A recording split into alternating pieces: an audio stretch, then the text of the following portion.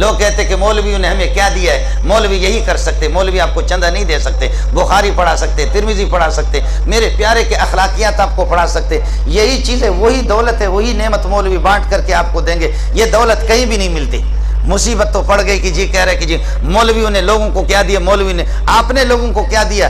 आप कोई चोर हमें दे दे, कोई डाकू हमें दे दे, कोई कातिल आप हमें दे दे, कोई रज़न आप हमें दे दे, परले दर्जे का शराबी दे दे, परले दर्जे का नशे वाला आदमी दे दे, हम तबलीग में भेजेंगे। पहले वो शैतान लग रहा था, अब इंशाल्लाह उसकी दाढ़ी देखोगे, अब उसकी पगड़ी देखोगे, अब उसकी तहज्जुद गुजारी देखकर तुम्हें खुदा याद आ जाएगा इंशाल्लाह।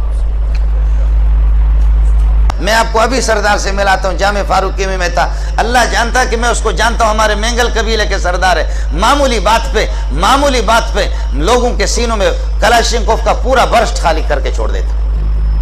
मामूली बातों पर सैकड़ों लोगों को उन्होंने कत्ल कर दिया। कौमों की जहाँ पर लड़ाइयाँ होती, मुझे फ़ोन किया कि मौलवी मंजूर मुझे टाइम दे दो, आपसे वक्त दरकार है। मैंने कहा सर कौन? कहने लगे कि सरदार जहांजेब, सुन लेना, आपने भी नाम सुना होगा, सरदार अताउल्लाह का भतीजा है। कह लेंगे सरदार जहांजेब। मैंने कहा सरदार जहांजेब, आपको मुझसे क्या वास्ता पड़ा?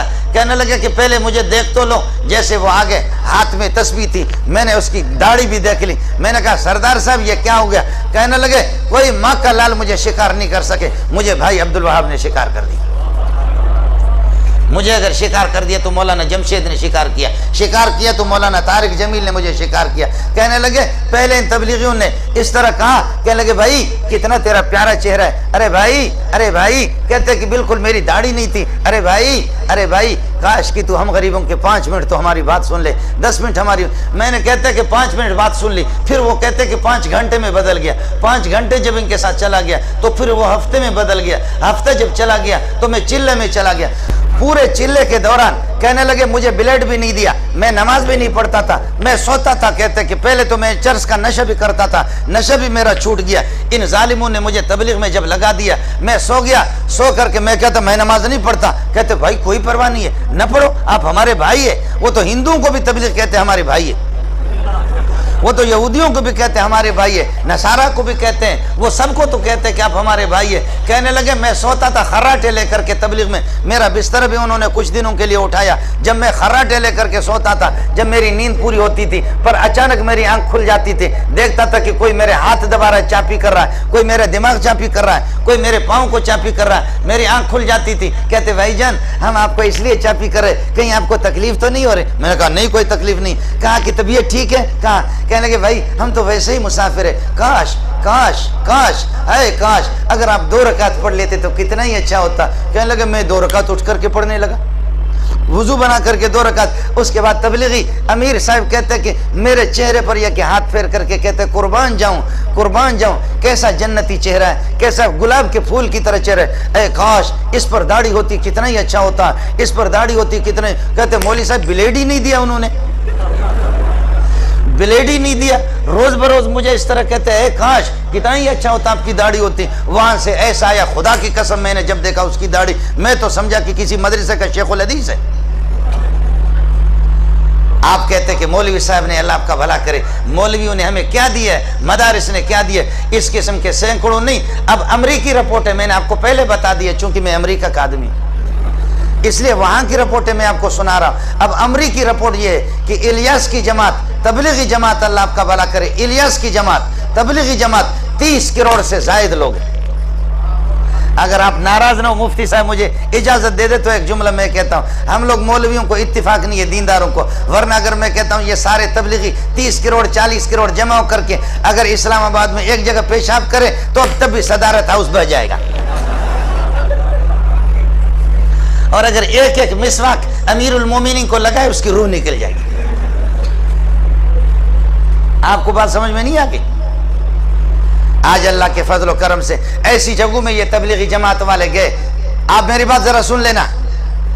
लाहौर डिफेंस, कराची में डिफेंस है, लाहौर डिफेंस में भी है। हमारे तो आपने बिरोइयों को, बलोचों को ये तो जानता है, मेरा भाईजान हमारे साथ रह चुका है। हम लोगों को बोलने की कोई तमीज नहीं है, आप लोग नाराज भी ना हो, महसूस न करें। हम लोग तो बस अपने बकरी चराने वाले, ऊंट चराने वाले, हमारा ज़हन भी इस तरह होता है। कराची डिफेंस अलग है, लाहौर डिफेंस अलग है। लाहौर डिफेंस में तबलीगी जमात चली गई, तबलीगी जमात चली गई तो वहां पर जा करके दरवाजा खटखटाए, बाहर निकला कर्नल, उसकी आंखें सुर्ख हो चुकी है, कर्नल साहब निकला और बलोच ने उसको फौरन पहचान लिया। चोर था, डाकू बलोच था, जो कि तबलीगी जमात में मुसलमान। इन्होंने खटखटाया, कर्नल बाहर निकला, कौन हो? कहने लगे तबलीगी जमात। भाई मस्जिद जमात हमारी आई है, करीबी मस्जिद में, भाई अल्लाह राजी हो जाए आप 5 मिनट तशरीफ लाएं, हम गरीबों की बात सुन ले। कर्नल ने यहाँ पर अमीर साहब को सीने में हाथ दिया, हाथ दे करके धक्का दिया, कहने लगे जाओ जहन्नम में जाओ, फ्रांस में तबलीग करो, बरतानिया में तबलीग करो, वहां हिंदुस्तान में जा करके, यहाँ तुम लोग मुझे तबलीग करते, तुम्हारे बाप से ज्यादा मैं जानता हूँ, तुमसे ज्यादा मैं खुदा के हकाम को जानता हूं, तुम लोग किसको तबलीग करते हो, जाओ फ्रांस में। आप समझ रहे? जरा सुन लेना, आपको मजा आएगा। अरे तूने सारा निजाम कर, बैठ जा अपनी जगह पर। कर्नल साहब ने यहां पर सीने में हाथ देकर के धक्का दिया अमीर साहब को, कहने लगे जाओ जहन्नम में, उधर जाकर के फ्रांस में तबलीग, मुसलमानों को तबलीग करते हो, हम तुमसे ज्यादा जानते हैं। आप मेरी बात समझे? है बलोच उठा आगे, क्या अमीर साहब हमको छोड़ो, अमीर साहब तुम हमको छोड़ो।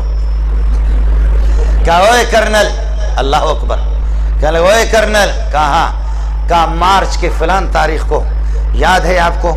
मार्च के फलान तारीख को कराची से तू 2-3 गाड़ियों में अपने फौजियों समेत, तुम्हारी फैमिली भी तुम्हारे साथ ही गाड़ी में, फौजी भी 1-2 गाड़ियां आपके साथ थी, आप कोयटे जा रहे थे, खुशदार से जब आप गुजरे, फलान पहाड़ पर जब आप गुजरे, आपको याद है कि दाएं बाएं तरफ पहाड़ों पर, मोर्चों पर लोग बैठे हुए थे, और वहां कोई नकाबपोश, अड़े कोई नकाबपोश था, अड़े तुमको याद है ऐसा कोई नकाबपोश था? अरे तुमको याद है कोई ऐसा निकाबपोश था? और जब उसने तुम लोगों को आवाज दी, तुम्हारे फौजियों को कहा, दरमियान रास्ते पर उन्होंने ये एक पत्थर रख करके रोड ब्लॉक किया था, खबरदार नहीं गुजरना, फौजियों को कहा फौरन हथियार डालो, वरना हमारे बंदे बैठे हुए वहां पर गोलियों से तुम्हें छलनी कर देंगे। तुम्हें याद है कि नहीं है? तुम्हारे साथ 4-5 फौजी थे, उन्होंने हथियार डाल दिया और आकर अड़े, हमने तुमसे कहा तुम मोबाइल निकालेगा, तुम मोबाइल निकालेगा, तुम ये है कि पैसा निकालेगा, तुमने थोड़ा सा अड़े गड़बड़ किया, तुम्हारे मुंह पे एक आदमी ने थप्पड़ मारा नहीं मारा? कहने लगे कर्नल हैरान है कि ये जालिम का बच्चा एक एक चीज बता रहा, एक एक चीज बता रहा। कहने लगे अड़े तुम्हारे मुंह पे कोई थप्पड़ मारा नहीं मारा? कहते मारा। कहते अड़े वो हम था, अड़े वो हम था। आप समझ रहे? वो कहता कि क्या भाई, अरे वो हम था, उस वक्त तू बदमाश था, तुझसे बड़ा बदमाश मैं था, तेरी जुर्रत मैंने देखी, तू कसम उठा, तेरे आंसू आ रहे थे नहीं आ रहे थे? अल्लाह अकबर, अल्लाह अकबर।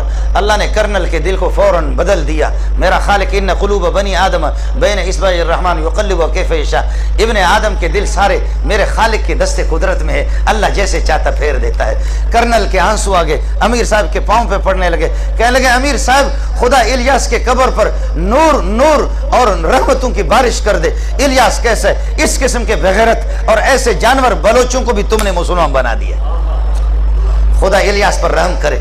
इस किस्म के जलील बलोचों को, इस किस्म के डाकुओं को तुमने, अल्लाह अकबर। कर्नल ने कहा मैं तुमसे माफी मांगता हूं, तुमसे वो कर्नल ठीक हो गया, लेकिन कर्नल चलते चलते इनका दोस्त तो हो गया, दोस्त हो कहने लगे तुम्हारी बात वाकईतन ऐसे जानवर को इस जालिम के बच्चे ने मेरी बीवी के सामने मेरे मुंह पे थप्पड़ मारा, इस जालिम के बच्चे ने हमारे जेब भी खाली के 5 रुपए भी नहीं छोड़े। कुर्बान जाऊं इलियास की कब्र पे, कुर्बान जाऊं कि ऐसे लोगों को हम लोग फौजी लोग काबू नहीं कर सके। शाबाश शाबाश, इनको तबलीगियों ने इनको कंट्रोल कर लिया। जी हाँ, ये वो लोग हैं कि जिन्होंने वाकई मुझसे खुद बयान किया है, मैं इंशाल्लाह आपसे मिला भी सकता हूँ। अल्लाह की कसम ऐसे बहुत से लोग हैं, ऐसे बहुत से लोग हैं। आज तबलीगी जमात में मैंने अर्ज किया कि 30 करोड़ से ज्यादा लोग। अस्सलाम वालेकुम जी दोस्तों, आपने देखा और सुना शेख मौलाना मंजूर बेंगल साहब को कि शेख मौलाना मंजूर बेंगल साहब क्या बयान फरमा रहे थे।